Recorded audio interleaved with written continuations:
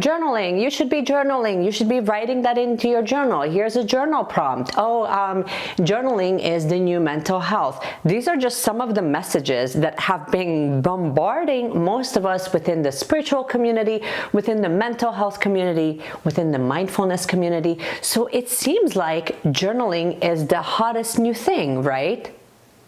Right? Okay, in today's video, we're going to be talking about just the one-on-one on journaling and why you might consider one of your helpful tools when it comes to managing your mental health, when it comes to managing your spiritual growth, and all of the good stuff. So if you have been wondering just what is the tea on journaling, you have come to the right place. So let's get started. If this is the first time that we're meeting, well, hello. My name is Meshi. I'm a certified meditation teacher, an intuitive healer, and a guide. And I'm here to really teach you how we can use spiritual tools in the most tangible way so that it actually improves our lives rather than just becomes spiritual bypassing, spiritual entertainment, you know, all the things. So let's talk about journaling and why we're even talking about it. And of course, if you're loving this video and you wanted to stick around, then consider subscribing if you haven't yet already. We chat at least 1 to 2 times a week on this channel, and we talk about anything and everything. Spirituality, we're talking about spiritual practices, the law of attraction, and how we can use all of these tools in the most tangible way. What's happening with journaling? Why are we still talking about journaling? Well, journaling has become the latest buzzword. And honestly, now I can speak to, and I didn't really understand it. So if you are like I was a few years ago, where it would be just one of those things, it just felt like, okay, you should be doing your affirmations. You should have a gratitude list. You should do mirror work. And honestly, at some point, it just feels like an extra thing on your to-do list. It didn't really feel like something that I was inspiring to do. It honestly just felt like a chore. And maybe you're sitting there kind of thinking the same thing, like, oh great, you're adding more to my to-do list. And no, I'm not. But honestly, I think that it's important for you to understand the why and the premise behind journaling and why it has caught on like wildfire, and then how it can actually help you, or how it can become one of the tools that you go to when it comes to processing things, when it comes to your mental health overall, right? When it comes to your spiritual growth. So let's talk about first what journaling is not. And journaling is not running a diary. So I wanted to kind of like bust that myth right from the get-go. Journaling is not running a diary.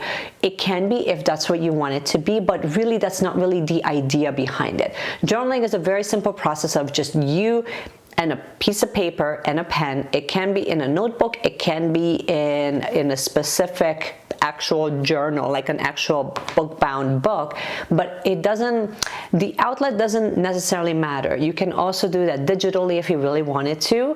I will speak on that in just a moment, but for the most part, journaling is just literally you grabbing a piece of pen and a paper of some sort and you writing for a specific reason. Now, when it comes to journaling in and of itself, let's talk about the different types of journaling. So the different types of journaling that exist is plenty. I mean, the amount of categories that you can think of, there's probably a type of journal that actually exists, but just some of the basics are morning pages, which morning pages are just really you sitting down first thing in the morning and writing for about 2 to 3 pages, or giving yourself a specific amount of time where you just kind of write down all of your thoughts, anything and everything that comes, and you just kind of jot it down on paper. So the idea behind morning pages is so that you kind of empty out all of the extra clutter within your head, and then you just simply connect it onto paper. There's also art journaling, which, as the name suggests, you're sort of capturing through art. So it could be watercolor, it could be scrapbooking, it could be any medium within any type of art supply that you wanted to use. It can be done in a form of journaling. You can also have a spirituality-based journaling, which I will be talking to you a lot about. That's actually going to be coming up in some of my next videos when we're kind of diving deeper into specific types of journals and how each of them have a specific way of helping you, because they each kind of unlock something specific in you. Now, I will preface this and I will just kind of put a pin there, just so you know, should you have all of these different types? No. I don't think that everybody should have every single type of journal, but I do believe that it's really good to be educated around the different types that are available so that you see which one you need at which chapter in your life. Because I don't think that everybody is going to be running a journal all the time. Should you? It's totally up to you. It needs to be one of those tools that actually resonates with you, that makes sense to you, that you feel inspired to do. Which kind of brings me back to my first point of, why is it that I have to do this? You absolutely don't have to do this, but if you find that this tool resonates, then I think that it can be something that unlocks something within you. You can also have a memory keeping journal, which is actually what this little guy is. So for me personally, I have a guided journal, I have a spirituality-based journal, and a memory keeping. And I also have a separate book in case I wanted to like really expand on my thoughts. Because as you can tell, this little guy is tiny. So in comparison, so this is a traveler's notebook. Then we have a Hobonichi. So this would be an A6 size. So as you can tell, like they're still pretty similar in size. But then you can get something like the 5-minute journal. So when you're just getting started, something like this would be perfect because it's book bound and every single page is guided. You have prompts and you finish within 5 minutes. So sometimes that's, if all you have is 5 minutes and you really wanted to try journaling, that would be a perfect way to do that. Now, the other thing that I wanted to talk to you about, so why would you want to journal? So now that we kind of understand the different types of journals, why would you want to journal? You would want to journal because sometimes if you're spending a lot of time alone, you might not have that specific outlet where you can really process your thoughts, or you can really speak those thoughts that you have within your heart. So other times it could be literally just an artistic outlet, which we kind of talked about. Other times you want to actually capture memories. So the intention behind will kind of answer the why, if that makes sense. So we talked about types of journals, and I mean, honestly, for the most part, if you're having something for your personal growth, for your goals, for your aspirations, for the things that you're working towards, it's really nice to have that specific outlet for that specific reason, where it doesn't get scrambled into your planner or into your digital planner, because that's not really you're giving it a chance to get lost in the muddle, if that makes sense. So the reason to answer the specific question as to why you would want to journal is because you're giving that specific category of your life a specific outlet, and that's exactly what journaling is. Now, how do we start? How do we start journaling?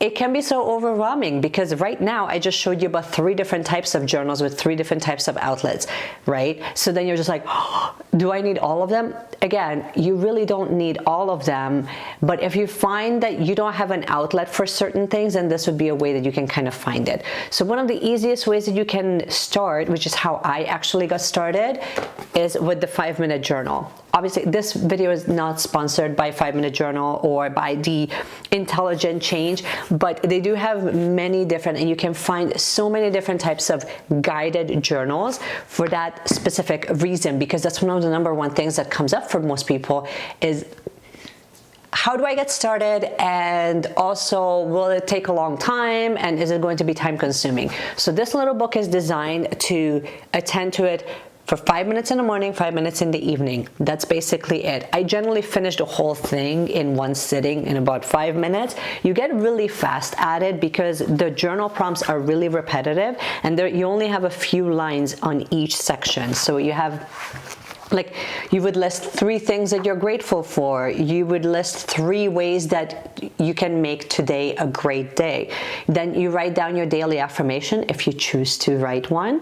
And then in the evening, you kind of look at three amazing things that happened as a reflection, and how could today have been, how could I have made today even better? Now, it just allows you to not only like sort of having like a what was really great about today, but then what was sort of like a next time that, oh, I wish I would have done that differently. That's sort of like a specific area of where you can kind of grow and where you can reflect and see like what you could have done differently. if that makes sense. So 5-minute journal is a fantastic way to get started. You might also just find that having just a notebook, and you set a timer for 10 minutes each morning and get it started, that's pretty much it. That would be like the simplest way that you can get started, and you just write.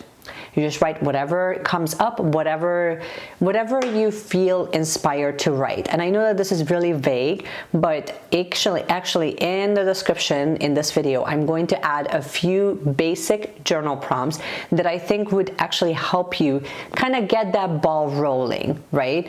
That are just really generic, but it can be specific, and you can kind of reflect back on it each day.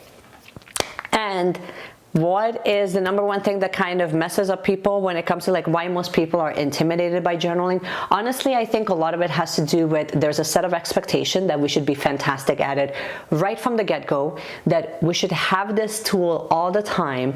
And I also think that sometimes we don't actually understand the main purpose behind journaling and how that can help us. So the main way that journaling helps you, think of journaling like you go to a therapist and you have, especially if the main reason why you would start journaling would be for personal growth.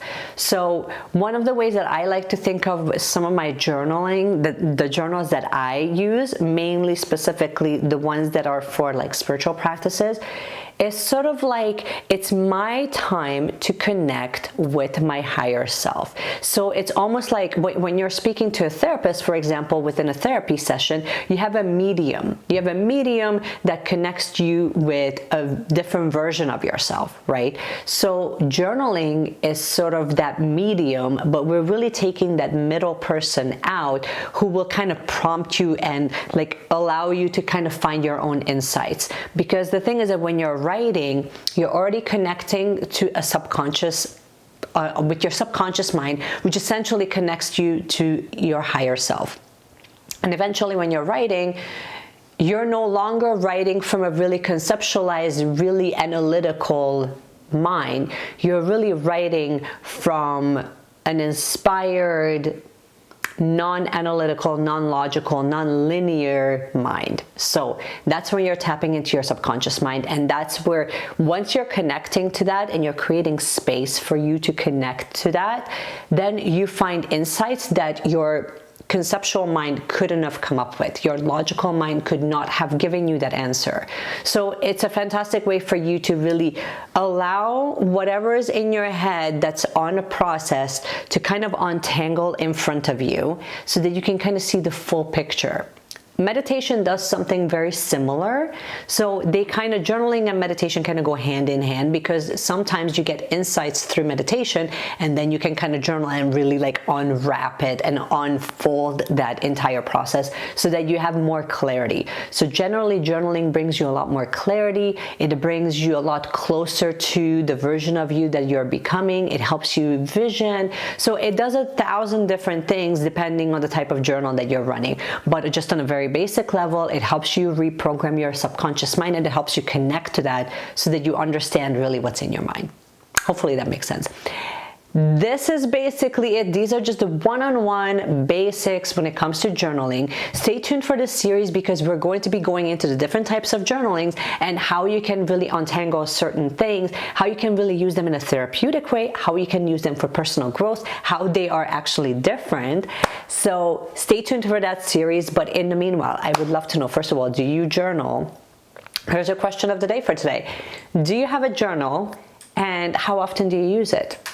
So I would just comment below, let me know. And of course, if you have enjoyed this video, you can give it a thumbs up. You can subscribe to the channel if you have not yet already. Also follow me over on Instagram if you ever wanted to have any of your questions. If you wanted to get a shout out in any of my upcoming videos, I would love to just connect with you guys. I generally give you guys polls there as well, where I kind of ask you if you have any questions for me, and you can have those questions featured in any of my upcoming videos. This is all I have for you. Enjoy the rest of the day and just keep shining your light, and just know that you're so much more powerful than you think. And I will see you again in my next one. Bye.